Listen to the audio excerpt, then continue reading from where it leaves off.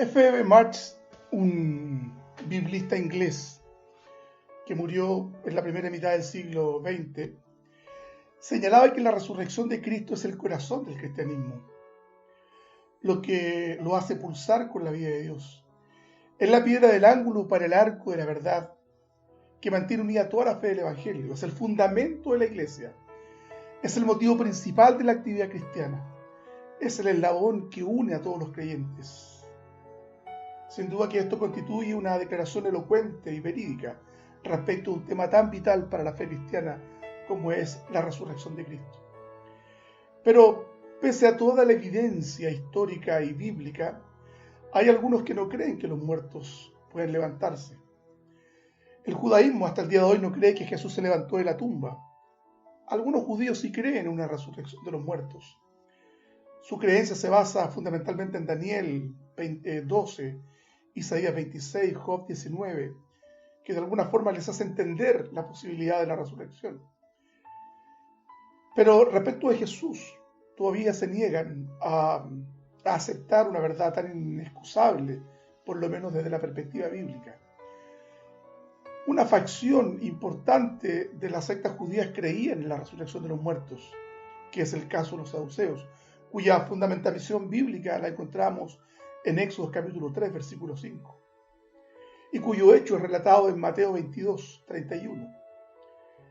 Para ellos, rechazaban, no obstante los judíos, las pruebas más contundentes respecto de la resurrección de Cristo.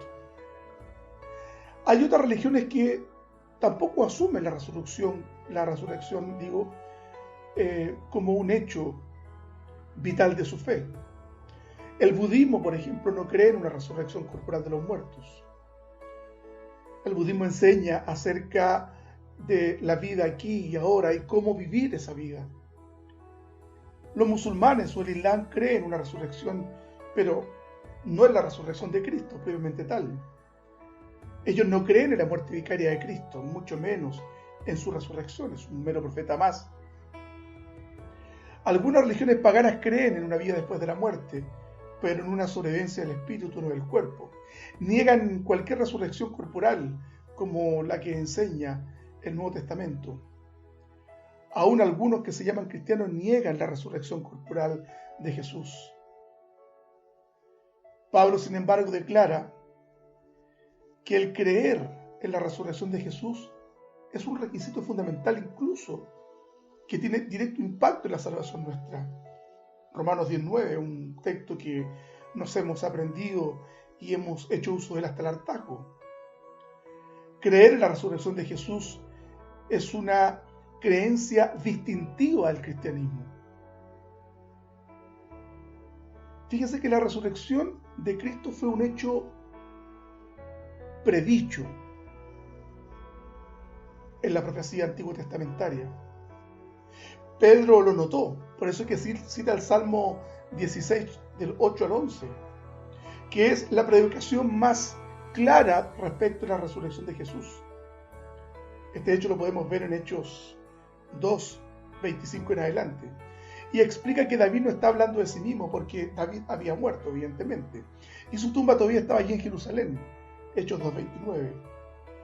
El Salmo 16 al que hace alusión Pedro es acerca del Mesías, el descendiente prometido de David.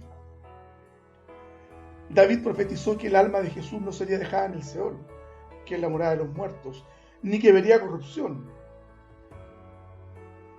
Lo que declara entonces implícitamente que el alma y el cuerpo de Jesús serían resucitados.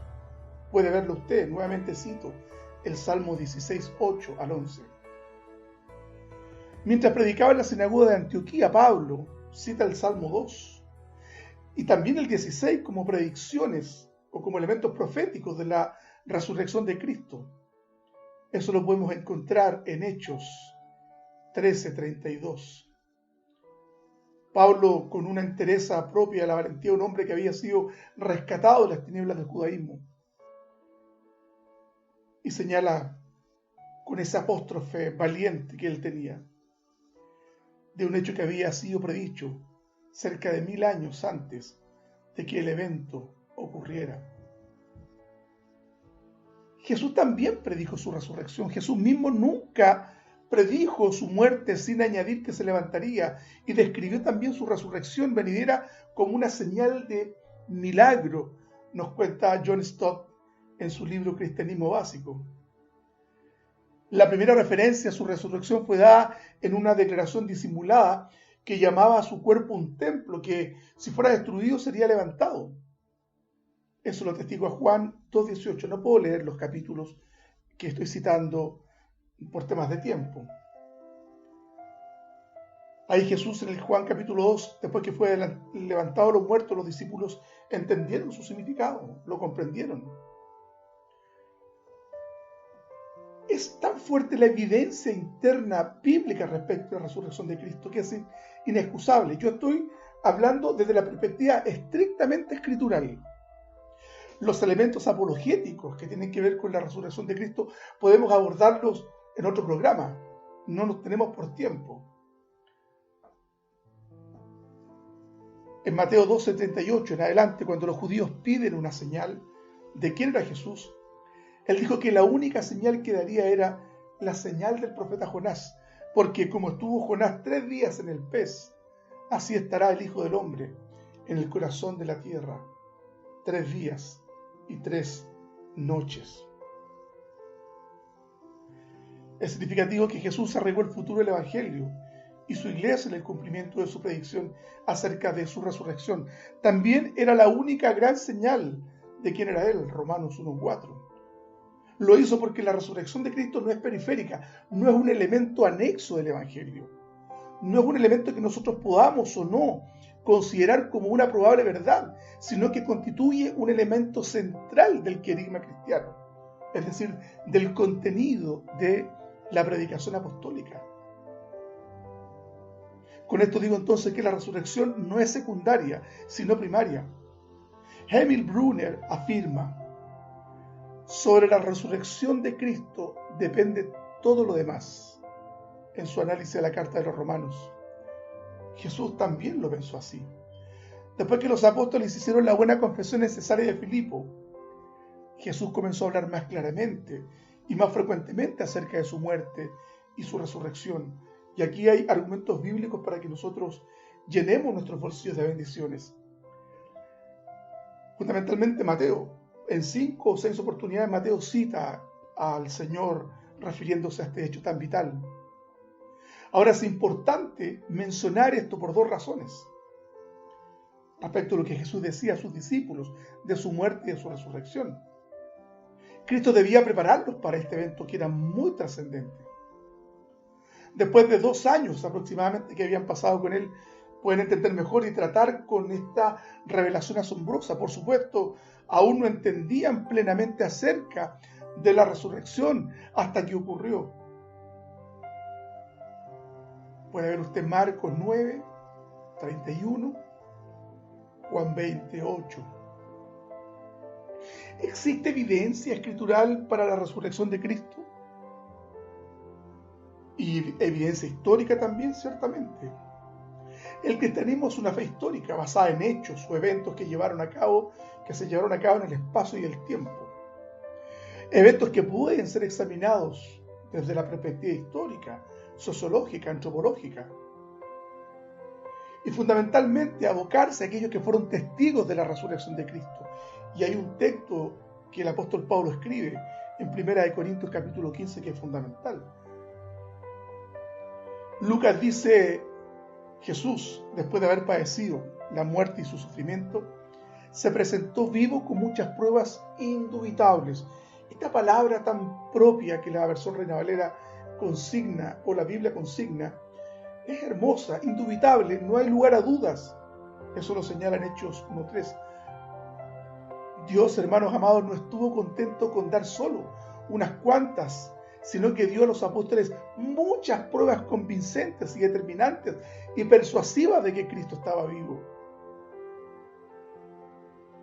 Hay un intelectual de los años 60, si mal no recuerdo, Wilbur Smith, declara que la resurrección de Cristo involucra 4 factores que el mundo tiene que considerar si va a conocer la verdad acerca de Jesús. Cito a Wilbur Smith. Número 1. Hubo una persona llamada Jesús de Nazaret en esta tierra durante el primer siglo de nuestra era. Y esto tiene que ser una verdad en sí misma, pero créame, no lo es para muchos, que hoy día infantilmente ponen en duda la existencia histórica de Cristo. Sigo citando a Wilbur Smith, segundo argumento. Esta persona murió en una cruz durante el tiempo que Poncio Pilato reinaba en Palestina. Era gobernador, sin duda que sí, lo aclaro. Los soldados romanos que lo ejecutaron dijeron que estaba muerto, eso está en la Escritura. Pilato lo declaró muerto y oficialmente dio su cuerpo para ser sepultado. De esto nos cuesta Marcos, capítulo 15, verso 42. Tercer elemento, lo que cita Wilbur Smith. El cuerpo de Jesús fue bajado de la cruz y puesto en una tumba nueva en la tarde del viernes. De esto nos da testimonio Mateo 27, 59. Y el domingo en la mañana la tumba estaba vacía, nos cuenta también Lucas 24, el 1 al 6. Hermanos amados, la evidencia, recuerden que estamos abocándonos a la evidencia estrictamente escritural respecto de la resurrección de Cristo. Un elemento importante de la narrativa bíblica es que la tumba estaba vacía. Y este hecho fue confirmado primero por María Magdalena, quien fue la primera en visitar la tumba de Cristo. Ella llegó, nos narra Juan 20, 2, también del 11 al 13. Las mujeres quienes llevaban especias para llevar a cabo el proceso mortuorio propio de los hebreos, se encontraron que la tumba estaba vacía, y no solo eso. Los lienzos con los que estaba envuelto Cristo ya no estaban ahí. Esto nos cuenta Lucas 23 y 24. Pedro y Juan son testigos presenciales que Cristo había resucitado, Juan 20, del 3 al 9. Y el ángel de la tumba, que sin duda da el testimonio desde arriba que Cristo había resucitado. La declaración del ángel fue la siguiente. Qué hermoso esto, hermanos. No está aquí, pues ha resucitado. Como dijo, venid, ved el lugar donde fue puesto el Señor. Bendito el Señor. Me detengo un poquito, si me permiten. No quiero dejar de saludar a quienes están acompañándonos hoy día. Paola, muchas gracias por acompañarnos. El pastor José Aranda, bendiciones para ustedes, José. El hermano Vladimir, espero que esté con su esposa Marisa ahí también acompañándonos. Son los que por lo menos están. Mis hermanos de la iglesia, espero que nos estén escuchando. Están por ahí todos. Benito Muñoz, esposa de mi hermano Luis Patiño, gracias por ser tan amable también. Y contarnos. Bueno, está Selena, está Leo, saludos. Está Viviana, saludos para ellos. Recuerden que si tienen alguna intervención que hacer, el chat está abierto. Alguna pregunta que quieran formular, el chat está abierto. Yo no sé si pueden enviar ustedes mensajes, porque yo estoy de la plataforma, de la radio propiamente tal. Y volvemos entonces a la declaración del ángel. No está aquí, pues ha resucitado. Como dijo, venid, ved el lugar donde fue puesto el Señor. Saludos, Esther. Gracias, Esther. El Señor te bendiga. Un elemento importante, hermanos amados, que nadie negó que la tumba estaba vacía. Incluso las acciones de sus enemigos comprobaron que creían que la tumba estaba vacía. Los guardas en la tumba estuvieron como hombres muertos y luego huyeron de la escena. Sabía que el cuerpo que no estaba les costaba la vida. El descenso del ángel, el traslado de la piedra, etc. debían haber sido elementos atemorizantes para haberlos paralizado de miedo. Eso nos lo cuenta Mateo 28. Los líderes judíos fueron tan convencidos por el reporte de la guardia que no llevaron a cabo ninguna investigación acuciosa para determinar si esto era verdad o no. Antes bien, les dieron dinero a los guardias para contar una mentira acerca de que los discípulos habían robado el cuerpo mientras ellos dormían. Vuelvo a citar, eso lo dice Mateo capítulo 28. Una admisión obvia de que los dirigentes judíos creyeron a pie juntilla y a rajatabla que la tumba, hermanos amados, estaba vacía. Cristo resucitó, y resucitó para nuestra victoria. Resucitó no solo para testimonio de la historia, sino que resucita para darnos también a nosotros la posibilidad bella y hermosa también un día de resucitar. Bendito sea el Señor. Hermanos, en los tiempos del Nuevo Testamento no hubo quien negara que la tumba quedó vacía.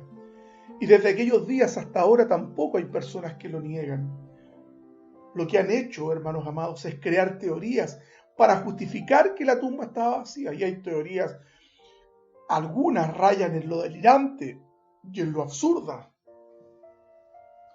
como pensar que Jesús tuvo un síncope o que tuvo un estado de inconsciencia temporal, razón por la cual después pudo levantarse. No sé cómo pudo mover la piedra.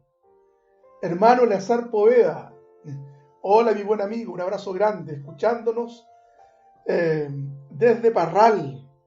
Vladimir dice, bendiciones a todos los que están escuchando y para ti, Marcelo, en forma especial. Gracias, Vladimir.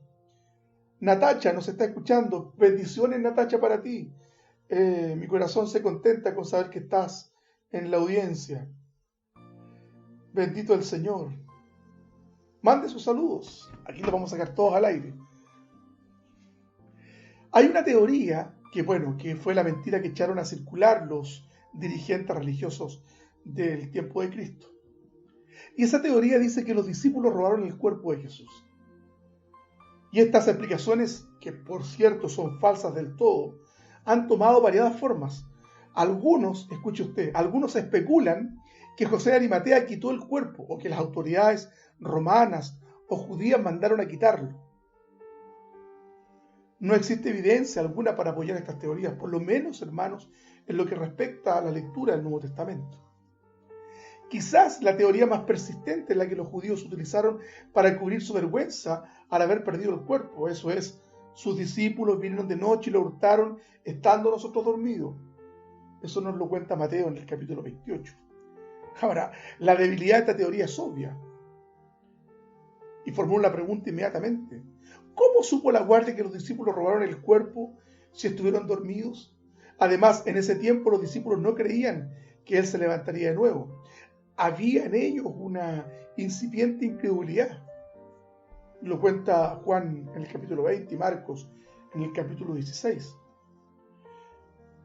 Entonces, ¿por qué robar el cuerpo? La pregunta, ¿cuál sería el motivo? La pregunta subsiguiente que hago.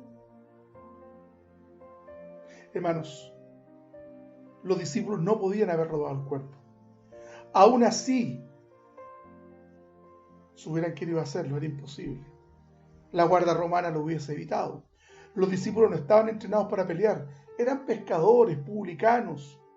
No podían enfrentarse a esa guardia romana, soldados endurecidos y entrenados, que lo hubiesen matado sin miramiento alguno y de la forma más brutal. Más brutal. La tumba, hermanos, está vacía.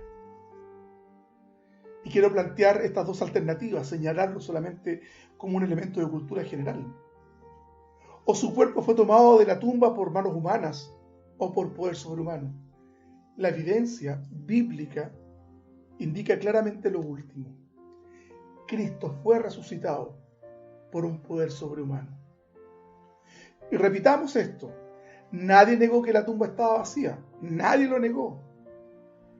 John Stott dice al respecto de los enemigos de Cristo. Es una prueba tan elocuente de la resurrección como el testimonio de los apóstoles. Jesús ha resucitado. Bendito sea el Señor. Bendito es el Señor. Cristo, decimos entonces, resucitó de entre los muertos y es una verdad inexcusable del cristianismo, es una verdad central, no es una verdad periférica, es una verdad que pudiese parecer obvia para muchos, pero no. La corriente liberal del cristianismo ha liberal que tiene 200 años, ha de alguna forma puesto en entrevero y en algunos casos negado frontalmente la sobrenaturalidad del Nuevo Testamento. Desde la filosofía teológica del siglo XIX con Schleiermacher, pasando por von Harnack, por Rudolf Bultmann, perdone que cite tanto persona extraña, pero ellos han sido los responsables de haber heredado al siglo XX una teología que se ha alejado de los lineamientos ortodoxos. Hoy día hay iglesias evangélicas que niegan la inspiración verbal de la Escritura. Algunos suponen en las iglesias evangélicas que la Escritura no es del todo inspirada. Hay páginas web que hacen caer, y disculpe la expresión que voy a utilizar, es un cazabobos. Y siempre denuncio, por si usted la conoce, una famosa página en Facebook que se llama El Otro Canuto. Es un matrimonio de jóvenes que entiendo salieron de la iglesia metodista pentecostal y han hecho mucho daño. Y muchos evangélicos lo encuentro muy amigados con ellos. Ellos niegan muchas cosas de las verdades del cristianismo. Pero bueno, no es el sentido de este estudio para los que nos escuchan en el extranjero. Canutos es sinónimo de evangélicos en esta parte del mundo, en Chile. Hermano, nos quedan 7 minutos de programa. El tiempo pasa volando. Ya se nos está acabando el tiempo. Saludamos a Juanita Catalán. Un abrazo para ella, también para su familia, que espero que nos esté escuchando todavía y no solo nos haya hecho salud, se haya ido. ¿Qué pasó con los lienzos en los que estaba envuelto el cuerpo de Cristo? Los lienzos estaban sin alterar. Los mismos evangelios que nos dicen que no estaba el cuerpo de Cristo nos dicen que los lienzos no se habían ido, estaban ahí. Estaban ahí. El Evangelio de Juan enfatiza esto. Cuando María Magdalena regresó a la tumba y dijo a Pedro que no estaba el cuerpo de Cristo, él y Juan corrieron a la tumba para investigar. Después de entrar Pedro en la tumba, luego Juan también ingresa. Él escribe: entonces entró también el otro discípulo que había venido primero al sepulcro y vio y creyó. Eso está en Juan 20:8. ¿Qué fue lo que vio Juan que causó que creyera? La historia sugiere que fueron los lienzos, pero no solo ellos, sino la manera en que estos lienzos estaban dispuestos fue lo que convenció a Juan, dicen los expertos biblistas. Cito la fuente, Juan 20:6-8. ¿Qué fue lo que vio Juan? Él dice: y vio los lienzos puestos allí y el sudario que había estado sobre la cabeza de Jesús, no puesto con los lienzos, sino enrollado en un lugar aparte. Ponga atención, Juan 20:6-7, vuelvo a decir. Notemos estos hechos, los lienzos estaban allí. Si algún ladrón hubiese querido tomar el cuerpo, es evidentemente que hubiese tomado todo y habría huido. ¿Qué razón posible hubiese tenido el ladrón para sacar el cuerpo y dejar solo los lienzos? Además, estos lienzos evidentemente eran muy complicados y difíciles de quitar. El famoso escritor cristiano Merrill Tenney escribe: según la tradición judía, el cuerpo usualmente era lavado y enderezado, y vendado apretadamente desde las axilas a los tobillos con tiros de tela de lino de cerca de 30 centímetros de ancho. Se aplicaban especias aromáticas, a menudo de una consistencia gamosa, es decir, muy como una suerte de agorex, guardando las proporciones de la comparación. Entre las envolturas y los dobleces, servían en parte como un preservador y en parte como un cemento para pegar las envolturas de tela de una cobertura sólida. Cuando el cuerpo estaba cubierto así, un cuadro de tela se envolvía alrededor de la cabeza y se amarraba debajo de la barba para evitar que aflojara la quijada, para que se mantuviera cerrada, práctica que se sigue observando hasta el día de hoy.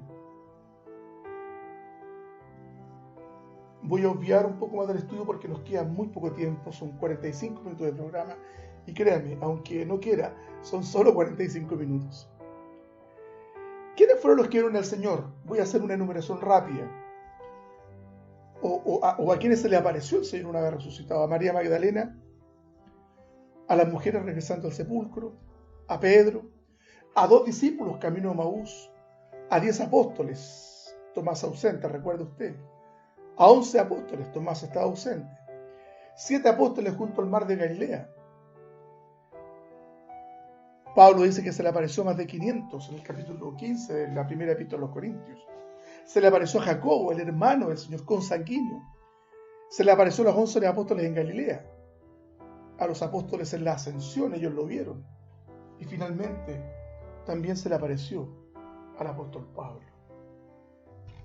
Hermanos amados, hoy día hemos visto entonces solo lo que tiene que ver con los argumentos bíblicos respecto a si alguien puede negar desde la historicidad del Nuevo Testamento la resurrección de Cristo.